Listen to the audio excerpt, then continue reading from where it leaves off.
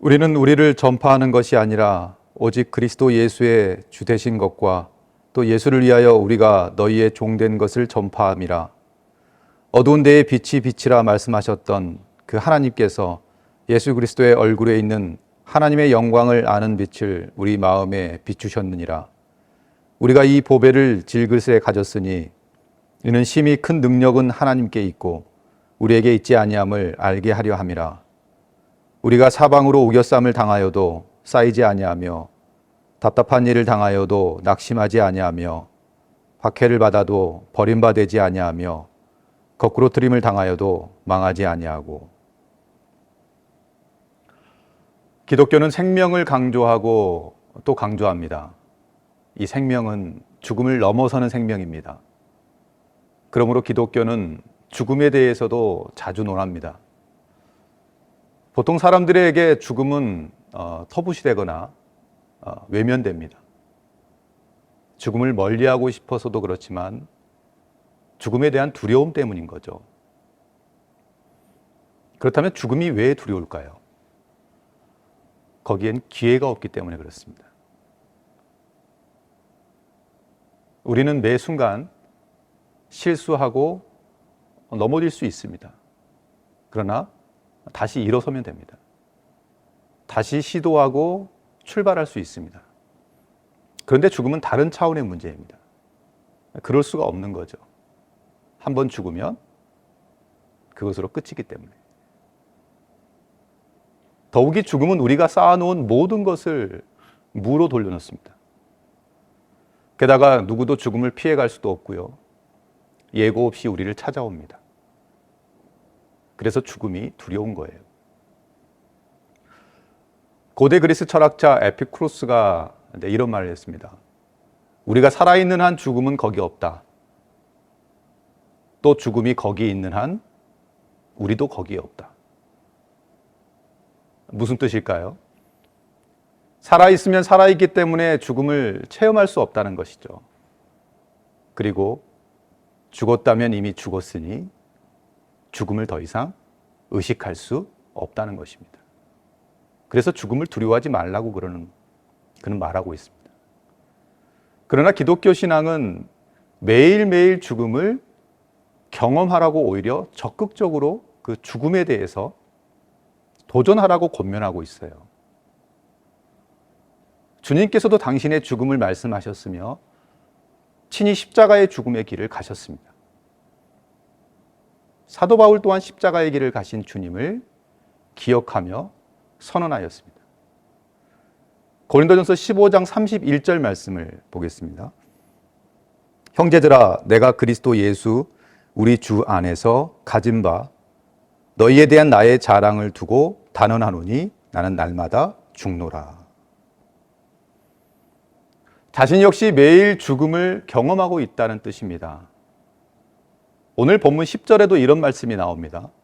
10절 말씀.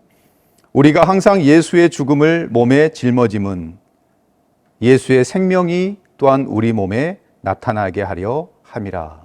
아멘. 여기 보면 우리가 항상 예수의 죽음을 몸에 짊어짐이라고 합니다. 예수님의 죽음을 항상 몸에 짊어지고 있다는 것이에요. 그분의 십자가를 되새기면서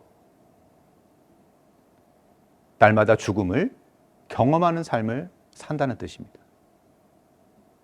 그러면 어떻게 된다는 것일까요? 예수의 생명이 또한 우리 몸에 나타나게 하려 합니다 라고 말씀합니다. 즉 기독교는 죽음을 말하는 종교예요. 하지만 이 죽음은 진정으로 살기 위한, 참 삶을 살기 위한 죽음인 거죠. 참 생명, 바로 그 생명을 경험할 수 있도록 우리를 초청하는 종교가 기독교입니다. 그렇다면 날마다 죽고 다시 사는 삶이란 어떤 삶일까? 우리 주위에 과연 죽었다가 다시 살아난 사람이 있습니까?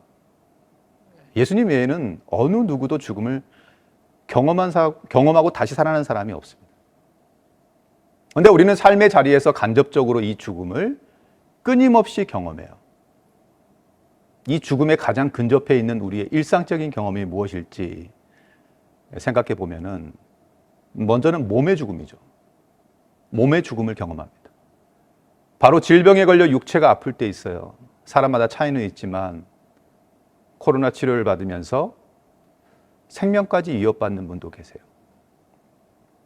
그리고 몸살을 심하게 앓으며 40도에 가까운 열이 며칠째 내려가지 않도록 꼼짝없이 누워 있을 때가 있어요. 이런 생각을 할 거예요. 아, 이러다가 내가 죽는가? 갑자기 이런 두려움도 다가올 거예요. 지금도 병상에 누워서 병마와 다투고 있는 분들도 계실 겁니다. 예기치 않는 사고, 그 사고로 누워 계신 분도 계실 거예요. 근데 신체뿐만 아니라 우리는 정신적인 고통도 그 죽음을 경험하는 분들도 계십니다. 그 기업이, 사업이 잘 되던 기업이 갑자기 어려워지는 상황 속에서 오는 정신적 스트레스. 그렇게 탄탄하게 여겼던 직장, 명예퇴직을 하게 되고요. 재정적인 어려움이 갑자기 오게 되고요. 어떤 분들은 신용불량자가 되기도 하고요. 그러면서 혹시 내 삶이 죽음으로 몰려가고 있는 것은 아닌가 하고 탄식할 때가 있다라고 하는 거예요. 실상에서 이런 경험들을 우리는 하게 돼요. 특별히 인간관계 가운데 치명적인 아픔을 경험하는 분도 계십니다. 그렇게 믿었던 사람이 어느 날 배신을 해요. 말로 다 할 수 없는 비참함을 느낍니다. 그리고 그렇게 사랑했던 사람, 어제까지 나와 통화하고 대화하고 마주했던 그 내 가족, 갑자기 내 곁을 떠날 때도 있어요. 내가 사랑했던 사람이 나를 비난할 때 우리 마음에 비수가 꽂히기도 합니다. 상처가 생기고 분노가 터지기도 해요.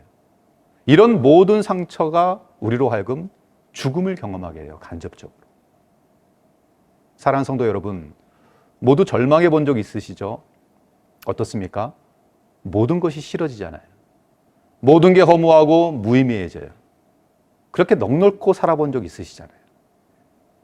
절망하니 세상의 모든 색이 잿빛으로 변합니다.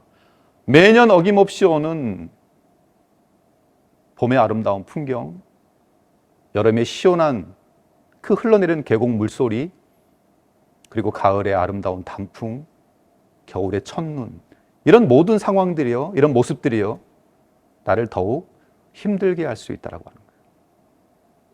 무슨 사건이 일어나도, 무슨 말을 들어도 전혀 내 가슴이 뛰지가 않아요. 왜죠? 우리의 마음이 죽어있기 때문에.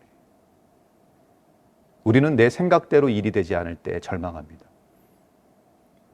혹은 마음은 옳은 길을 가려고자 하는데 내 발걸음이 못된 짓을 향할 때, 내 자신이 인내의 바닥을 드러낼 때 우린 절망 속의 터널을 경험하게 돼요. 그때 내 자신을 질책하게 되죠. 자책하게 되죠. 아, 이런 못난 놈. 내가 이렇게 형편없는 사람이었나? 나 같은 사람이 뭘 할 수 있을까? 이렇게 자책하면서 우리 마음의 죽음을 우리는 경험하게 된다는 거예요. 이처럼 죽음의 언어들이 참 많습니다. 질병뿐만 아니라 정신적인 위협, 공갈, 불안, 절망, 상처, 외로움, 이 모든 게 다 죽음의 언어들이에요. 영적으로 무력해지는 것, 무의미성 속에 빠져 어쩔 줄 모르는 것, 이 모든 것도 죽음의 언어들에 사로잡힌 것이라고 할 수 있는 거예요. 근데 그 위대한 사도 바울도 죽음의 언어를 경험한 적이 있다는 걸 아세요? 오늘 8절에 보니까요, 본문 8절, 우리가 사방으로 우겨싸움을 당하여도 쌓이지 아니하며 답답한 일을 당하여도 낙심하지 아니하며. 여기 나타난 동사들은 수동태면서 시제로는 현재형입니다. 바울은 자신의 상태를 어떻게 묘사합니까? 답답한 일 당하여도. 모든 상황이 자신을 위협하고 통제하고 있다는 거예요. 9절에 보면은 본문 9절 말씀, 박해를 받아도 버림받지 아니하며 거꾸로 트림을 당하여도 망하지 아니하고. 더 이상 살 소망이 없을 정도로 심각한 상황에 놓여 있다는 거예요. 앞서 말씀드린 것처럼 이 표현은 수동태로 되어 있어요. 그러니까 외부로부터 이런 상황이 몰려오고 있다는 거예요. 사도 바울이 그 모든 상황을 지금 당하고 있습니다. 어둠의 세력들, 죽음의 세력들, 그를 덮쳐버렸어요. 그리고 바로 지금 이 모든 것이 그를 옥죄고 있다는 표현입니다. 그렇다면 바울이 이해한 인간은 어떤 실존일까? 이와 같은 위기와 위협 속에서 그는 이렇게 자신의 실존을 표명합니다. 나는 질그릇과 같다. 나는 토기와 같다. 인간이란 던지면 깨질 수밖에 없고 짓밟으면 부서질 수밖에 없는 질그릇과 같은 연약한 존재라고 고백하고 있는 거예요. 죽음의 위협이 가까이 오면 두려워 떨며 침륜을 할 수밖에 없는 존재가 인간이라는 것입니다. 이처럼 바울은 인간의 화려함을 이야기하기보다 약하고 두려움에 떠는 인간 이해를 우리에게 전해주고 있는 것입니다. 근데 더욱 놀라운 것은 우리는 이러한 상황 가운데서도 그가 무너지지 않았다라고 이야기해요. 오히려 이것이 부활의 자리로 나아가는 길이자 생명의 자리로 나아가는 길이라고 가르쳐주고 있습니다. 할렐루야. 이 절망이 희망의 자리로 바뀐다고 우리에게 말을 해주고 있는 거예요. 어둠의 위력을 경험한 사람들은 작은 빛에도 감사할 줄 압니다. 죽음과도 같은 고통을 통과한 사람들은 살아있다는 자체만으로도 감사하게 돼요. 생명이 얼마나 복된 것인지 실감하게 돼요. 사도 바울 역시 어둠과 죽음과 같은 고통을 지나왔기에 오늘 이와 같은 고백을 할 수 있는 거예요. 헬라어 언어를 살펴보면 오늘 9절에 그러나라는 반전 접속사가 들어가 있어요. 지금 내가 위협과 위기 속에 있지만 이 모든 것을 뛰어넘을 것이다. 이 안에 그러한 의미의 반전 접속사가 숨어 있습니다. 그럼 이 9절을 그러나라는 접속사를 넣어서 제가 읽어보겠습니다. 우리가 사방으로 우겨쌈을 당하여도 그러나 쌓이지 아니하며 답답한 일을 당하여도 그러나 낙심하지 아니하며 박해를 받아도 그러나 버림받지 아니하며 거꾸로 트림을 당하여도 그러나 망하지 아니하고 넘어져도 오뚜기처럼 다시 일어서겠다는 거예요. 모든 것이 산산조각 난 상황에서도 다시 일어설 것이라는 각오예요. 모든 것이 바닥을 친 인생의 끝자리까지 내려갔는데도 거기서 머물지 않고 다시 일어나겠다는 다짐인 것입니다. 그는 마치 우리에게 이렇게 말하는 것 같아요. 어떤 인생의 어려움도 나를 넘어뜨릴 수 없다. 결코 나를 낙심시킬 수 없다. 나는 결코 버림받지 않을 것이다. 나는 망하지 않을 것이다. 전에도 그랬고 지금도 그러하며 앞으로도 그럴 것이다. 그렇다면 그가 이렇게 말할 수 있는 근거가 무엇일까요? 그 자신 때문이 아닙니다. 이미 바울은 말했습니다. 새롭게 일어설 수 있는 이유는 단 하나, 바로 예수 그리스도 때문이라고. 이 보배를 질그릇에 가졌다라고 말했습니다. 오늘 본문 고린도후서 4장 6절에서 7절을 통해서 확인해 보겠습니다. 어두운 데에 빛이 비치라 말씀하셨던 그 하나님께서 예수 그리스도의 얼굴에 있는 하나님의 영광을 아는 빛을 우리 마음에 비추셨느니라. 우리가 이 보배를 질그릇에 가졌으니. 이 구절에는 사도 바울의 창조론도 나타나 있습니다. 어두운 데에 빛이 비치라 말씀하셨던 그 하나님. 구절을 통해서 첫 번째 창조 기사를 살펴볼 수 있어요. 흑암과 깊음, 무질서의 카오스 속에서 하나님이 빛이 있으라 말씀하셨을 때 그 세계가 코스모스의 세계로 바뀌었습니다. 이게 바로 첫 번째 창조입니다. 그리고 계속해서 하나님이 두 번째 창조를 하시는데 인간이 죄악으로 무너지며 어둠의 세력에 붙잡혀 있을 때 하나님이 두 번째 창조를 하십니다. 바로 예수 그리스도의 얼굴에 있는 하나님의 영광을 아는 빛. 그 빛을 우리 마음에 비추신 사건이에요. 예수 그리스도가 하나님의 아들로 이 땅에 오셔서 하나님의 영광을 아는 빛을 우리 마음에 비춰주신, 이게 바로 두 번째 창조인 거예요. 그러므로 예수님을 믿는 것은 하나님의 창조와 한 역사입니다. 하나님께서 하나님의 생명의 빛을 예수 그리스도를 통해 우리에게 비춰주신 것입니다. 우리 마음에 비춰주신 거예요. 그래서 우리 마음 속에 예수님이 하나님의 아들이시구나. 예수님이 나를 위해 십자가에 못 박히셨구나. 예수님이 십자가에 달리시고 다시 부활하셨구나 하는 고백이 이루어지는 것입니다. 하나님의 영광을 아는 빛을 우리 마음에 비춰주셔서 우리가 예수님을 믿는 하나님의 자녀가 되었습니다. 그리고 그리스도 안에서 거듭난 새 피조물이 되었습니다.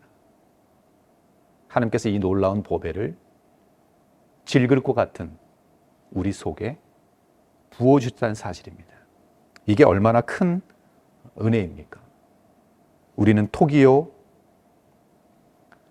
질그릇일 뿐입니다. 그런데 우리 안에 보물이신 예수 그리스도가 계신 거예요. 예수 그리스도가 없다면 그야말로 보잘것없는 질그릇에 지나지 않는 우리, 만약 우리가 그 상태에 깨진다면 우리 속에 악하고 악한 것들만 터져 나올 것입니다. 내 속에 있는 것들이 무엇입니까? 탐욕이죠.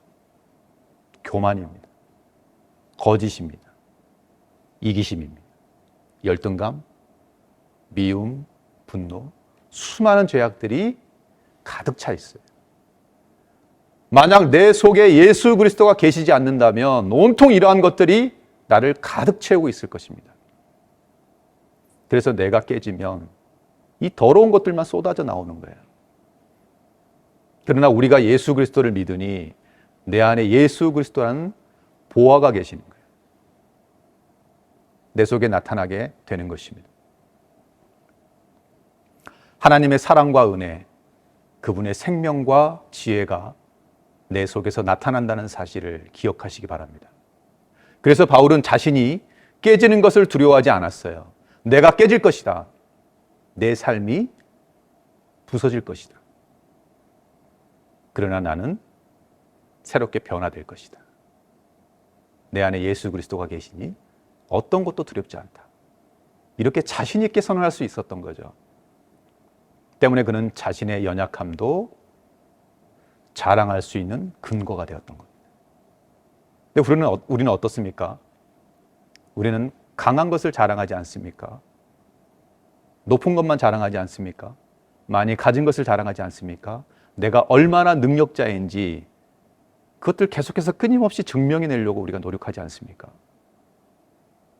그러나 바울은 능욕받은 것, 궁핍한 것, 박해받은 것, 곤고한 것을 기뻐한다라고 자랑하고 있어요. 즉 자신의 연약함을 자랑하고 있어요. 자신이 약할 때 예수님께서 힘을 주셔서 강하게 되었다. 이 역설적인 복을 받아 누림으로 이렇게 감사도 드릴 수 있다라고 고백하고 있습니다. 우리가 스스로 나는 새 그릇이라고, 그래서 안 깨진다고, 혹은 은그릇이나 금그릇처럼 멋진 존재라고 치장을 해도 인간이란 존재 그 자체가 한 번 치면 그냥 부서지는 존재예요. 그렇게 연약한 존재가 우리 인간입니다. 우리 속에 생명의 주님을 모시지 않으면 앞으로 나가도 두렵고 뒤로 돌아가려고 해도 불안할 수밖에 없는 거죠. 사랑하는 성도 여러분, 바울은 우리에게 새로운 삶을 제시합니다. 예수님과 함께 죽으라고 말합니다. 그리고 다시 예수님과 함께 살라고 이야기합니다. 예수님과 함께 죽을 때 나의 작은 자아를 그 안에 묻으라고 이야기합니다. 그리고 그분과 함께 살 때 예수님의 큰 자아에 나의 자아를 접붙여 살라는 거예요. 예수님이 우리의 주인 되면 내 자아가 예수님과 함께 살며 하나님의 지혜와 생명과 구원의 역사를 내가 받아 누릴 수 있기 때문입니다. 이 사실을 안 바울은 자신이 깨지는 것을 두려워하지 않았습니다. 그래서 그는 자신 있게 깨지겠다라고 그렇게 나설 수 있었던 거예요. 그리고 누군가 나를 깨트리려고 해도 내가 깨지는 것 같지만 그 안에 계신 예수님으로 인해서 궁극적으로 자신은 깨지지 않는다라고 이야기해요.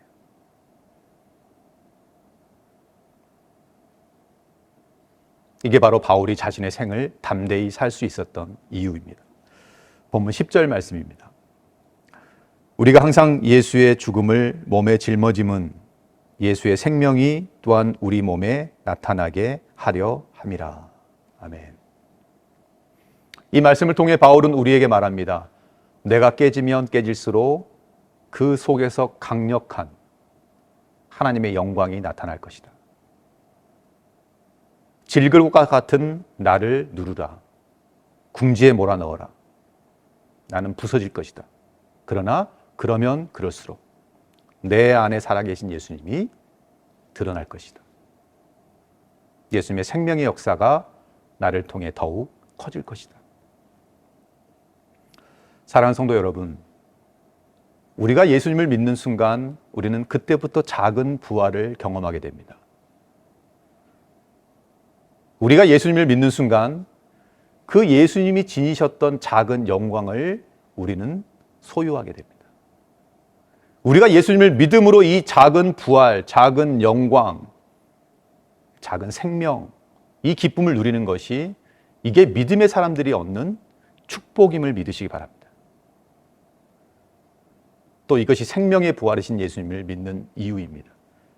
바로 이 생명을 우리 주위에 전하고 자랑하는 것, 그리고 이 생명을 기뻐하는 것이 전도이며 선교인 것입니다. 시간이 갈수록 우리 삶은 서서히 후퇴할 것입니다. 하지만 우리 영혼은 주님과 뛰놀게 될 것입니다. 우리가 비록 질그릇과 같은 존재지만 이 생명의 기쁨이 우리 안에 있음을 바라보시기 바랍니다. 우리 안에 누가 계십니까? 예수 그리스도, 생명의 주님이 계십니다. 이 주님을 오늘 또 내 안에 모시며 세상을 향해 담대히 나아가는 하나님의 자녀들이 다 되시기를 축원합니다. 아멘. 하나님 아버지 감사합니다. 우리가 질그릇 같은 존재임을 압니다. 때때로 내가 새 그릇이거나 은그릇 혹은 금그릇인 줄 알고 자만한 적이 있었습니다. 그러나 주님 앞에서는 그 모든 게 아무것도 아니며 나 역시 연약한 존재임을 깨달으며 예수님을 나의 주님으로 모셨습니다. 질그릇 같은 내 안에 보배이신 예수 그리스도가 계심을 우리가 믿음으로 고백하게 하여 주옵시고 그분과 함께 세상을 향해 작은 부활, 작은 영광을 선언하면서 살아가는 하나님의 자녀가 다 되게 하여 주옵소서. 감사하며 예수님 이름으로 기도합나이다. 아멘.